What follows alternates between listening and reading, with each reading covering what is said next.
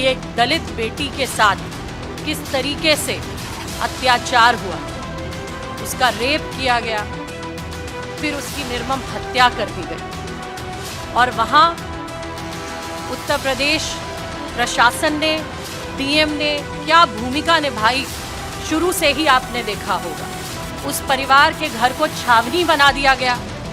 वहाँ कोई विपक्ष का नेता, उसको इजाजत नहीं थी कि वो जाए उस परिवार से मिले। हमारे नेता राहुल गांधी जी और हमारी उत्तर प्रदेश की प्रभारी महासचिव श्रीमती प्रियंका गांधी जी लगातार उस परिवार से मिलने का प्रयास करते रहे और उन्होंने कहा जोर देकर कि हम तब तक वापस नहीं जाएंगे जब तक हमें उस परिवार से मिलने नहीं दिया जाएगा। और ये सत्य है। ये आप सब ने देखा कि हमारे पत्रकार भाई बहनों को भी कितनी मुशक्कत, कितनी मुश्किलें आई उस परिवार के पास तक जाने में। जिस तरीके से उस परिवार के घर को छावनी में तब्दील कर दिया गया, वहां पर वायर्स बाहर लगा दिए गए और परिवार से जो मिलने जाता था व्यक्ति, उनके आईडीज लिए जाते थे, उनका ये देखा जाता था कि कौन व्यक्ति है। और अंधेरी रात में जिस तरीके से पुलिस ने केरोसिन का इस्तेमाल करके उस बेटी के शव को जला दिया गया, उस परिवार से उसका अंतिम संस्कार का हक तक छीन लिया गया, वो घटना आप सब ने देखी। डीएम का वो वायरल वीडियो आप सब ने देखा था, जहां वहां के डिस्ट्रिक्ट मजिस्ट्रेट परिवार को किस तरीके से धमकाने का काम कर रहे थे, साक्ष्य छुपाने का काम कर रहे थे। वहां शुरू से ही जिस तरीके से जांच में परिवार को, जो परिवार ने साक्ष्य बताए, उनको छुपाने का प्रयास किया जा रहा था, उन्हें दबाने का प्रयास कर रहा था। वो भाजपा के शासन के उस मास्क को, संस्कारी मास्क को उतारने का काम कर रहा था, जिसका डंका भारतीय जनता पार्टी बजाती है। सीबीआई की चार्जशीट में वहां पर ये फाइल किया 376 सेक्शन 376B गैंगरेप और 302 मर्डर, ये सीबीआई की चार्जशीट में फाइल हुए। उसके बाद उस परिवार की सुनवाई शुरू हुई, लेकिन कहीं ना कहीं जो उत्तर प्रदेश की पुलिस और बाद में सीबीआई द्वारा की गई कमजोर जांच का आज पर्दाफाश होता है। न्यायालय के सामने जो साक्ष्य रखे गए वो शुरू से ही इस तरीके के रखे गए कि आज न्यायालय को ये फैसला देना पड़ा। ये फैसला आज, जैसे मैंने आपसे कहा, कि ये फैसला ऐसा है कि बेटियां आज डरती हैं घर से बाहर जाने। दलित बेटी के साथ किस तरीके से अत्याचार हुआ, उसका रेप किया गया, फिर उसकी निर्मम हत्या कर दी गई। और वहां उत्तर प्रदेश प्रशासन ने, डीएम ने क्या भूमिका निभाई, शुरू से ही आपने देखा होगा। उस परिवार के घर को छावनी बना दिया गया। वहां कोई विपक्ष का नेता, उसको इजाजत नहीं थी कि वो जाए उस परिवार से मिले। हमारे नेता राहुल गांधी जी और हमारी उत्तर प्रदेश की प्रभारी महासचिव श्रीमती प्रियंका गांधी जी लगातार उस परिवार से मिलने का प्रयास करते रहे और उन्होंने कहा जोर देकर कि हम तब तक वापस नहीं जाएंगे जब तक हमें उस परिवार से मिलने नहीं दिया जाएगा। और ये सत्य है। ये आप सब ने देखा कि हमारे पत्रकार भाई बहनों को भी कितनी मुशक्कत, कितनी मुश्किलें आई उस परिवार के पास तक जाने में। जिस तरीके से उस परिवार के घर को छावनी में तब्दील कर दिया गया, वहां पर वायर्स बाहर लगा दिए गए और परिवार से जो मिलने जाता था व्यक्ति, उनके आईडीज लिए जाते थे, उनका ये देखा जाता था कि कौन व्यक्ति है। और अंधेरी रात में जिस तरीके से पुलिस ने केरोसिन का इस्तेमाल करके उस बेटी के शव को जला दिया गया, उस परिवार से उसका अंतिम संस्कार का हक तक छीन लिया गया, वो घटना आप सब ने देखी थी।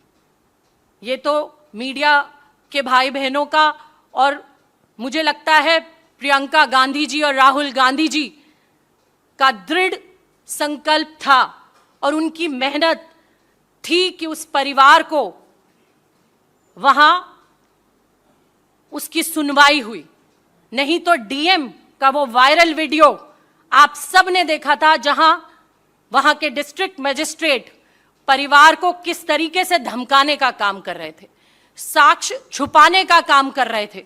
वहां शुरू से ही जिस तरीके से जांच में परिवार को, जो परिवार ने साक्ष्य बताए, उनको छुपाने का प्रयास किया जा रहा था, उन्हें दबाने का प्रयास कर रहा था, वो भाजपा के शासन के उस मास्क को, संस्कारी मास्क को उतारने का काम कर रहा था, जिसका डंका भारतीय जनता पार्टी बजाती है। सीबीआई की चार्जशीट में वहां पर ये फाइल किया 376 सेक्शन 376 डी गैंगरेप और 302 मर्डर, ये सीबीआई की चार्जशीट में फाइल हुए। उसके बाद उस परिवार की सुनवाई शुरू हुई, लेकिन कहीं ना कहीं जो उत्तर प्रदेश की पुलिस और बाद में सीबीआई द्वारा की गई कमजोर जांच का आज पर्दाफाश होता है। न्यायालय के सामने जो साक्ष्य रखे गए वो शुरू से ही इस तरीके के रखे गए कि आज न्यायालय को यह फैसला देना पड़ा। यह फैसला आज, जैसे मैंने आपसे कहा कि यह फैसला ऐसा है कि बेटियां आज डरती हैं घर से बाहर जाने को। गृह मंत्री जी कहते हैं उत्तर प्रदेश में अपराधी और बलात्कारी दूरबीन से देखने से भी नहीं मिलते, लेकिन मैं उत्तर प्रदेश के गाजियाबाद से आती हूं और आपको बताना चाहूंगी और यहां से कहना चाहूंगी कि गृह मंत्री जी आइए, बेटियां आज डर रही हैं। देखिए, घर से बाहर निकलने से बेटियां डरती हैं। कहीं सूटकेसों में लाशें पाई जाती हैं बच्चियों की, कहीं ट्रंक में, कहीं दिन दहाड़े कॉलेज जाती हुई लड़की को गोली से उड़ा दिया जाता है, गोली मार दी जाती है, उनका सीना छलनी कर दिया जाता है। हाथरस के इस केस में उस परिवार को सरकार ने उच्चतम न्यायालय के, सुप्रीम कोर्ट के कहने के बाद यह वादा किया था कि आपको 1 महीने में नौकरी दी जाएगी, लेकिन आज भी वो परिवार जो 40,000 रुपया महीना कमाता था, उनके पिता और भाई गाजियाबाद और ग्रेटर नोएडा, गौतम बुद्ध नगर के इलाकों में नौकरी करते थे और 40,000 रुपए के करीब कमा लेते थे, लेकिन 2020 के बाद आज उनके पास रोजगार नहीं है, नौकरियां नहीं है। वादा किया था कि नौकरी देंगे, लेकिन आज भी वो परिवार रोजगार के लिए जूझ रहा है। उन्हें लगता है उन्हें जान का खतरा है, और खुलकर जिस तरीके से कल उस परिवार ने बयान दिए, ये बताता है कि उन्हें डर है। वो कह रहे हैं कि उनको जान का खतरा है और उन्हें दिल्ली शिफ्ट करा दिया जाए। उन्हें आज उत्तर प्रदेश की भाजपा सरकार पर आज विश्वास नहीं बचा है। आज वो डर रहे हैं कि अगर हम हाथरस में रहेंगे तो आज कहीं ना कहीं जिस तरीके से हमारी बेटी के साथ हुआ, उस तरीके से हमारे साथ भी हो सकता है। उस घर में और भी 2 बेटियां हैं, उनको उनकी पढ़ाई 2020 के बाद बंद कर दी गई है, उनका घर से बाहर जाना आज बंद है। इसी तरीके की और घटनाएं, मैंने आपसे कहा कि आज मैं यहां बैठकर भाजपा का वो संस्कारी मास्क जो आज ये देश को दिखाते हैं और बताते हैं, वो आज मैं आपको यहां बताना चाहूंगी और इनका वो संस्कारी मास्क उतारना चाहूंगी और आपको बताना चाहूंगी और आपका ध्यान ले जाना चाहूंगी 2017 की उस उन्नाव की घटना पर, जहां तत्कालीन भाजपा विधायक कुलदीप सिंह सेंगर 2 साल तक उन्हें भाजपा प्रशासन पुलिस बचाता रहा, कोई सुनवाई नहीं हुई। बेटी को मुख्यमंत्री जी के घर के बाहर अपने आप को आग लगानी पड़ी एकमात्र एफआईआर के लिए। उसके पिता को, बेटी के पिता को आर्म्स एक्ट के तहत जेल में डलवा दिया गया और योजना बनाई गई, और वहीं आप सबको याद होगा जेल के अंदर किस तरीके से पीट कर हत्या कर दी गई।